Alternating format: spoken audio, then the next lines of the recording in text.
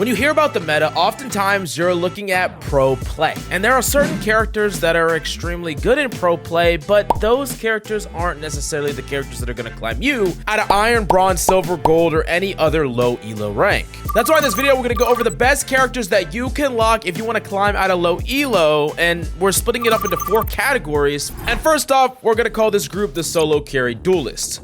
Now, number 1 on the list is ISO. ISO did get a pretty substantial buff, allowing him to put on an overshield, tank a source of damage, and still live or not take any damage at all. So you can tank a op shot or a vandal headshot and you're perfectly fine. And this makes ISO one of the best characters to fight and challenge people in gunfights. Any 50-50 is now massively in your favor. And even though ISO can't dash onto site or create space in the way that some other duelists can, in ranked play, you can get away with that if you're fragging the hell out, and ISO can enable that more than any other character. In addition to that, ops are just really hard to deal with and counter, and being able to play a character that is extremely good against ops is amazing. And you're also good against single sources of damage on eco rounds, so whether it's a sheriff or a marshal, you're gonna be able to stay alive against many of those things.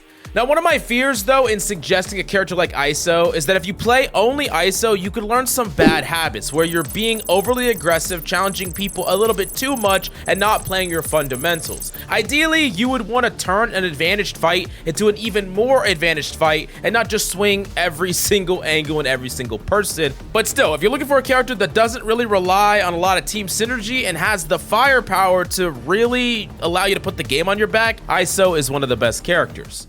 Now, another character that's a bit different but still really powerful right now in the S tier for low elo is Neon. Neon is the run and gun master, and especially after the buff that allows Neon to have 2 slides and be extremely accurate while sliding, Neon is a very difficult character to deal with. Neon gets extra benefit in low elo because players are having enough of a hard time dealing with things that are standing still. Trying to hit a Neon that's flying around a corner, good freaking luck. Now, the problem here, though, is that it's going to tax you on your mechanics, your reaction time, and your movement. There's a lot of little things that you need to learn on Neon before you really get to unlock the character, but once you do right now, there are so many players that are going to have no idea how to stop you and shut you down. Now, I'd also say that unlike ISO, Neon is a character that I would really recommend if you have a duo more than anything else, especially if you have an initiator duo. Neon plus any sort of flash execute onto sites is going to be free site takes over and over and over again. Work up your synergy with the duo partner,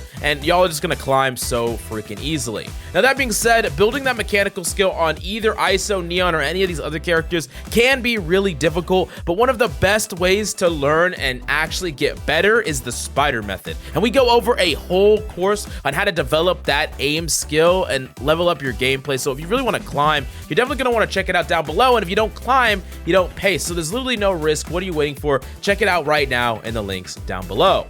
Now, the third character in the solo carry duelist tier is actually not a duelist at all. It's Chamber. And the reason that he's here is because Chamber recently got a massive buff that really brings back some of the strengths of old Chamber. Not to that extent, but still very, very powerful character. Mainly because lurking is incredibly powerful in low elo because people rotate, they don't check their corners, you're going to get a lot of free value from lurking, and Chamber's a character that has a lot of the power of a duelist where he gets to take a fight and then potentially take another fight, a fight with a rifle, then a fight with his pistol, and then teleport away, and that's really, really strong, but he doesn't have the responsibilities of a duelist, right? He doesn't have to entry onto site, he doesn't have to be the selfless duelist player that goes on really aggressively and just gets dumped by a whole bunch of utility, runs into cipher trips, whatever the case may be. Chamber gets to have lurk-based value while still having the really high ceiling of being able to win a ton of freaking duels. Not to mention that when you have an operator for free, when you have a pistol that is incredibly powerful that you can use on a lot of eco rounds, Chamber just has the capability to pop off in so many different situations. Now, granted, he's going to be a little bit more strategic than some of the other duelists. Less aggressive, more lurk-based, and oftentimes you're trying to control certain rotations and areas on the map. But the last duelist that I have to consider here is Phoenix. And Phoenix is a little bit different than the other duelists because I think he has more diverse tools that can help you no matter what your team is lacking or what you need to accomplish. With a molly that allows him to clear areas on site, a wall that can allow him to create space on site, a flash that can give him advantage duels, and an ultimate that is really cheap. There's a lot of different things that Phoenix offers that I think just fits a solo carry environment extremely well. As you know that all these characters have the means to pop off and hard carry, and they're going to tax their enemies in different ways, but really what's most important is finding the character that you vibe with the most, what fits your playstyle. If you want to be very aggressive and take space and entry onto point every single time with multiple flashes, Phoenix is insane for that. If you want to lurk more, be more strategic, try to cut off the map, Chamber is fantastic as well. If you want to challenge people and swing and just one tap everybody, ISO is your guy. And if you want to go fast, run and gun, and completely break people's ankles, Neon is the character for you. All of these agents are really powerful right now, and I think having one of these in your back pocket would be really good for your climbing journey.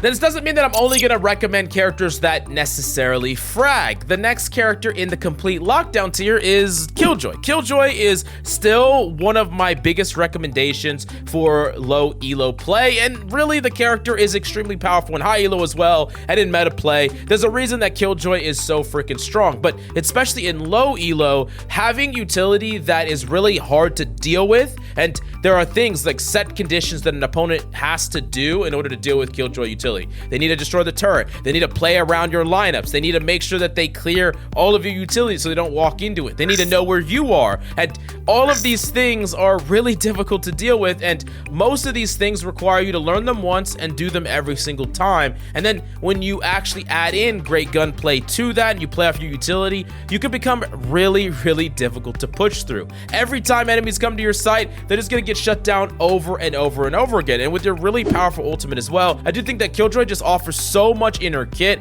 You probably heard me say this before, but I need to reiterate it. Intrinsic value is what Killjoy offers more than any other agent in the game. There's so much automatic value that you get. You just play the character and you learn the bare bones basic things, the bare bones setups, and you're already bringing a crazy amount of value to the table that then you can focus on other things, work on top of that, and really, if you can learn those things and become calm under pressure, you're going to be able to carry so many games on Killjoy. Now, the other category I want to talk about is the uncountable category, or the category that feels really difficult to deal with if you don't know how. And that's exactly what you want to play, because when opponents are lost, they don't know what to do, they're just going to lose, right? And the first character on that list is Gecko. Gecko's flash is just the strongest flash, especially in low elo. No one is going to shoot that in time. People are not helping each other or destroying Thrash together.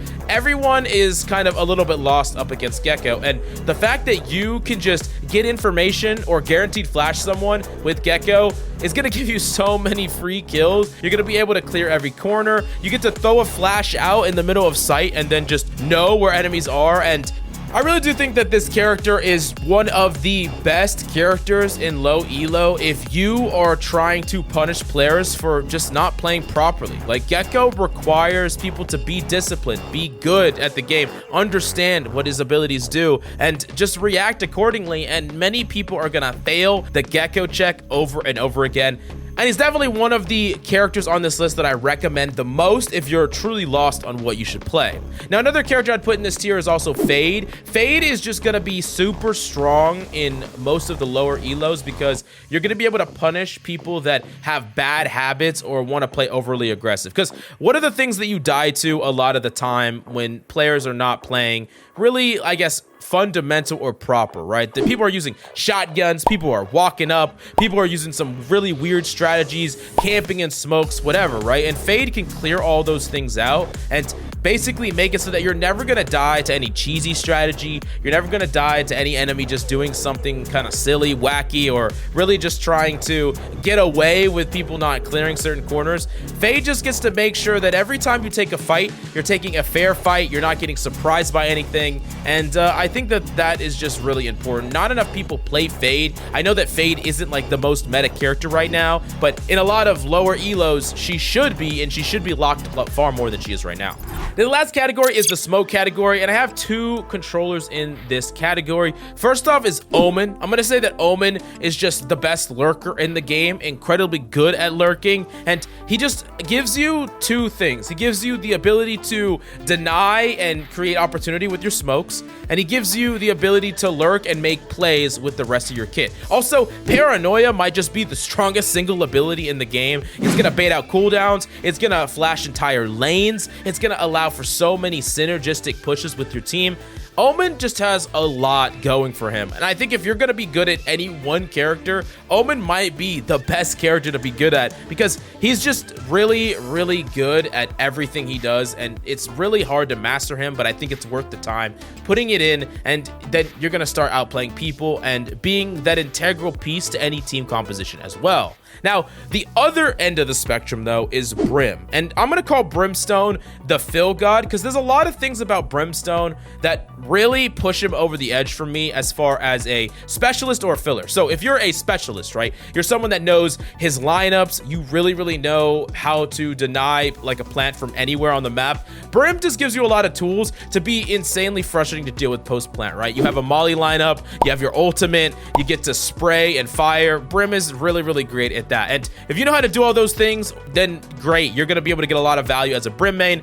But if you're just a filler, I think Brim is one of those characters that's incredibly good to fill on, because he allows you to focus on just your gunplay and your positioning more than most other characters. Like, if you're just filling, right, you're filling as smoke, oh, I gotta fill smoke, and you're filling as like Viper, or you're filling as like Omen, some of that stuff can get overcomplicated. You're trying to do a play here and there. You're trying to know the integral pieces of the character at the same time as you're trying to do your fundamental job. It's just too much. Brim makes it easy. Smokes are really easy. Molly's really easy. Ultimate's really easy. And then you could just focus on taking duels. You can focus on denying enemy space, and you can focus on your gunplay. And I think all of that is really important. So I would say Brim is just one of those characters that I think is good for you to have in your back pocket if you're not a controller main. He's a great character to have if you are a controller main. I still think there's going to be many games that feel like a free win on this character. So he's another character that I would recommend if you don't know what to play in low elo. But the reality is anyone can climb any character to Radiant if you really lock in and commit to that agent. But let me know down below, is there any agent that you think is amazing in the lower elos of play? I really want to hear about it. And definitely check out SkillCapped right here, and we'll see you next time.